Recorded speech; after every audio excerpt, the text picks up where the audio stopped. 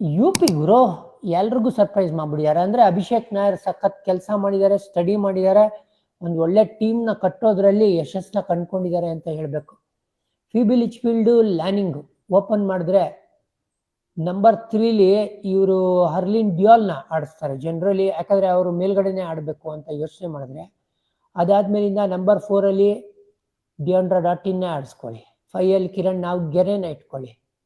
ಅದಾದ್ಮೇಲೆ ದೀಪ್ತಿ ಶರ್ಮಾ ಬರ್ತಾರೆ ಮಧ್ಯದಲ್ಲಿ, ಅವರೊಂದು 6 ಅಂತ ಇಟ್ಕೊಂಡ್ರೆ ಸೋಫಿ ಎಕಲ್ಸ್ಟನ್ ಹೊಡಿತಾರೆ, ಕ್ರಾಂತಿ ಗೌಂಡ್ ಡೀಸೆಂಟ್ ಬ್ಯಾಟಿಂಗ್ ಆಡ್ತಾರೆ, ರಿಟೈನ್ ಮಾಡ್ಕೊಂಡಿರೋ ಶ್ವೇತಾ ಶರಾವತ್ ಇದ್ದಾರೆ.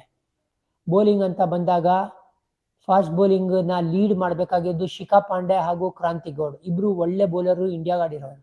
ದೀಪ್ತಿ ಶರ್ಮಾ ಆಫ್ ಸ್ಪಿನ್ ತೊಗೊಂಡ್ಬರ್ತಾರೆ, Sophie Ecclestone left arm spin ತೊಗೊಂಡ್ಬರ್ತಾರೆ, ಆಶಾ ಶೋಭ್ನ ಲೆಗ್ ಬ್ರೇಕ್ ತೊಗೊಂಡ್ಬರ್ತಾರೆ, ಡಿಯಾಂಡ್ರಾ ಡಾಟಿನ್ ಸಪೋರ್ಟ್ ಮಾಡೋಕ್ಕೆ ರೈಟ್ ಆರ್ಮ್ ಮೀಡಿಯಂ ಪೇಸ್ ಮಾಡ್ತಾರೆ.